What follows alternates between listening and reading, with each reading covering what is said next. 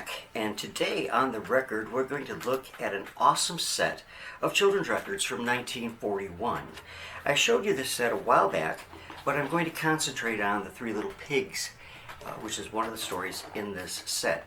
It's a 6 listen look picture book boxed set that cost $2.19 in 1941, which is equivalent to pretty close to $30 today, so it was rather pricey at the beginning of World War II.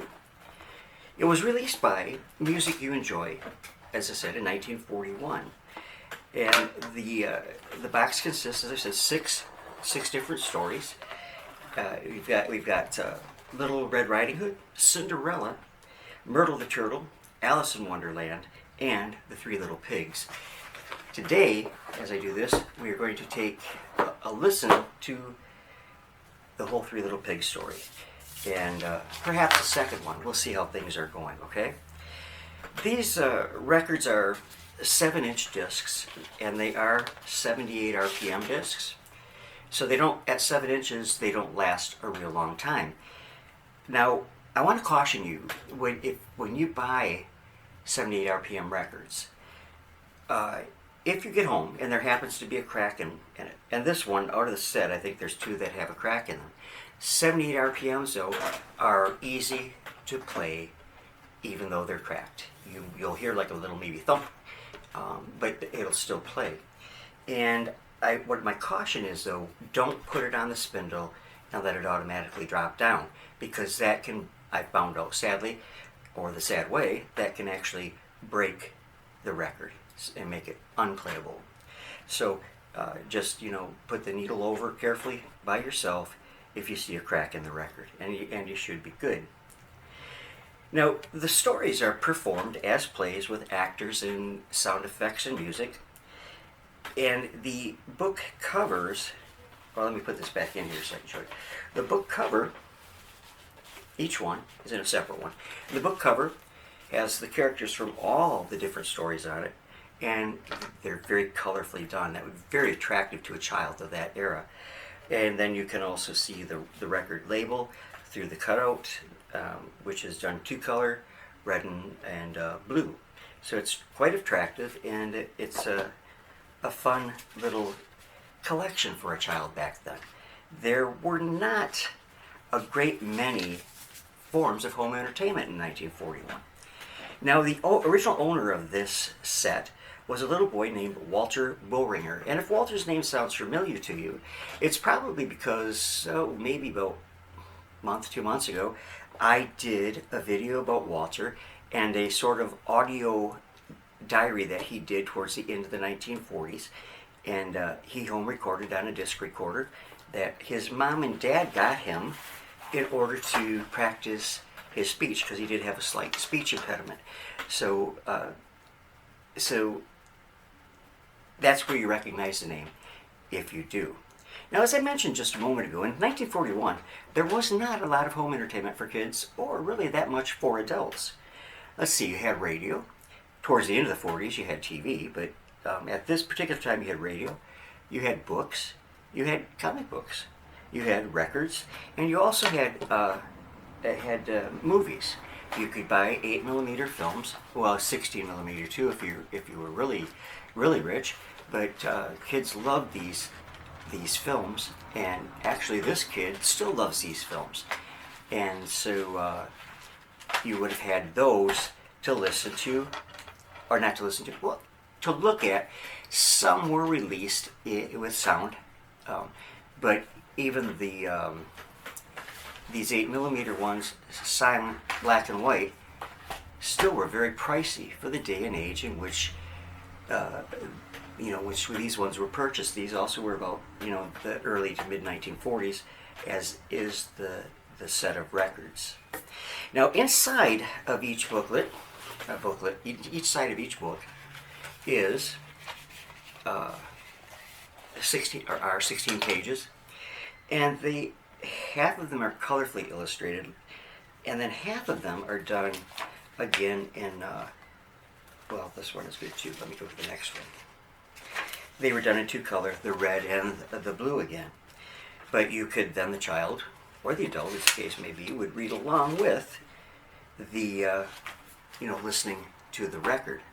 So what I'm going to do, I do not believe that there are any copyrights that I'm going to infringe upon by using these. So I am going to play for you in just a moment the Three Little Pigs, and we'll take a listen to Myrtle the Turtle too. And we'll put off to the side the illustrations, hopefully, that match what is being performed on the audio disc. Now, this is the first time I've been familiar with small discs on 78 RPM like this. Most of the ones that I have that are children's records were released on standard 10-inch 78 RPM records. I do have some that were even released on 12-inch. So of course those run longer, but this was an interesting, colorful way to do it for the little ones. So I am going to turn this off for a moment. We're going to go over to my little record player, and we're going to take a listen, okay? I hope you enjoy these. I personally think they're a lot of fun. All right, let's take a listen to side one of the Three Little Pigs. My hand is shaking for some reason. I'm sorry. Pigs left their cozy home down on the farm and started out into the big wide world to seek their fortune. Here they come down the road, singing happily as they skip along, and now they have arrived at the crossroads. I wonder which way they'll go. I'll turn to the right and go south. I think I'll continue on straight ahead. I'll turn left and go north. Well, this is the start of the Three Little Pigs' adventure. But look over there. Hiding behind that tree, it's the big bad wolf. What tender morsels they will make. I think I'll catch the first little pig, because I see he's picking up pieces of straw as he goes. No doubt to build a house of straw. We'll see how safe that makes him. Well, boys and girls, it wasn't long before the first little pig had built his house of straw in the forest, and the big bad wolf waited in hiding until it was completed. And then one day he disguised himself as a clown and rapped on the first little pig's door. Come to the free circus! Come to the free circus! I hope he doesn't recognize me in this clown suit. Go away, Mr. Wolf. I know you. All right then. Let me in. I'll huff and I'll puff and I'll blow your house down. And there goes the first little pig's house, gone with the wind. And there goes the little pig himself running madly across the field to the second little pig's house of twigs. And the big bad wolf is right behind you. Oh, what a terrible plight. Let's see what happens on the other side of the record.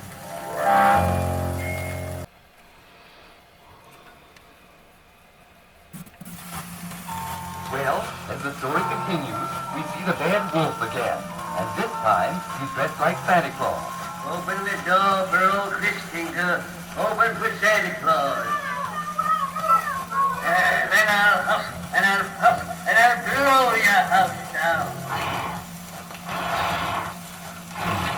Inside, the two little pigs trembled in fear as their house of twigs began to fall. And then, just as the wolf leaped upon them, they hurried to his arms and raced off toward the third little pig's house.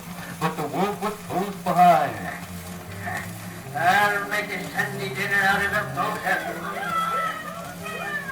Well, the two little pigs reached their brother's strong house of bricks just in time to slam the door in the wicked wolf's face. But the wolf was not dismayed. No, sir. He puffed and he puffed again and again, trying to blow down the little brick house, but was too strong and too sturdy. I'm busy. I can't blow this brick house down, but I know what I can do. I'll just climb down the chimney. Up with me. Here I go. Are you there, little pig? I know what to do. Let's move this kettle of hot water over to the hearth. Hurry.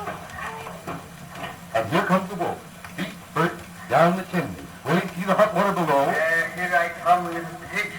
Here I come. Eat you. What's this? What's this? Well, the wolf fell right in the middle of the kettle of hot water and scalded himself so badly that he leaped up the chimney and ran like the wind. As the wicked wolf disappeared from sight, the three little pigs danced for joy, because because now they were safe. And so they lived happily ever after in their strong brick house. All right, here we go with Myrtle the Turtle. Take it to the right. Take it to the main tank, folks. Take it to the main tank. Step right up. Ready to let go. French press. One time. That's all. Yeah, folks. Get it to the main tank. Well, boys and girls, let me tell you all about Myrtle the Turtle, who wanted oh so much to become a circus performer. Time after time, Myrtle tried to sneak into the main tent and follow the elephants through their act. But every time the ringmaster caught her and pulled her away by the tail. Now Myrtle was ambitious. She didn't want to spend all her days filling water buckets, but that was the only thing they would let her do. And at night, she would crawl sadly into the main tent to practice her balancing act. I wish they'd let me act in the circus. I just know I could make good. As you can see, Myrtle was a very unhappy turtle. Well, one night, while Myrtle was crying to herself in the big tent, she suddenly heard a shout. Look out! Look out! Don't let him come out to escape! His big door! Somebody run for your life! Run for your life! Myrtle ran out of the tent to see what was happening, and the sight that met her eyes made her shiver in her shell. There, not 10 feet away, stood the roaring lion. His cage door was open, and he was just about to leap out. Just as it seemed he was getting ready to jump, Myrtle suddenly had a big idea. Without thinking of her own safety, she ran as fast as her little legs could carry her, straight toward the lion's cage. What is Myrtle going to do? Let's turn the record over and see.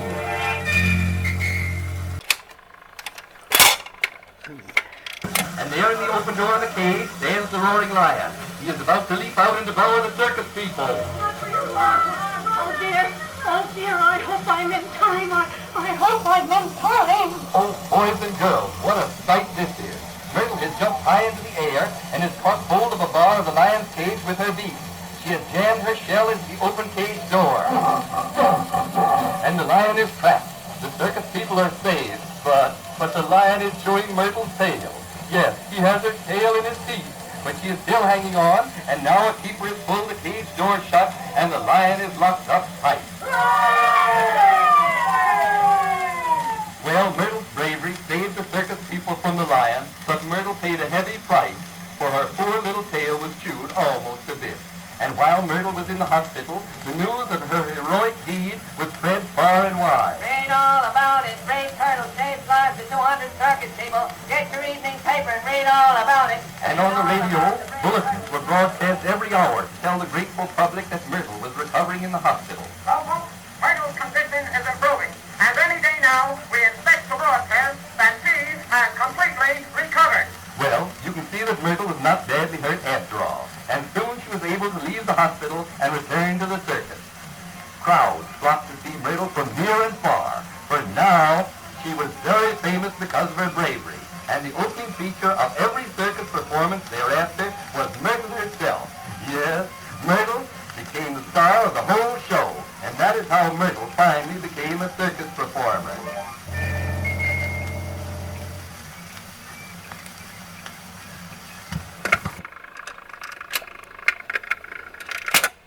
And there we go, Myrtle the Turtle. Okay, I hope you enjoyed that. Perhaps a few weeks down the road we'll listen to a couple more of these wonderful recordings.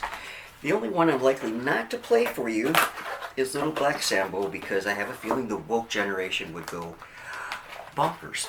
And besides that, I already have a version of Little Black Sambo on my channel here if you want to look it up.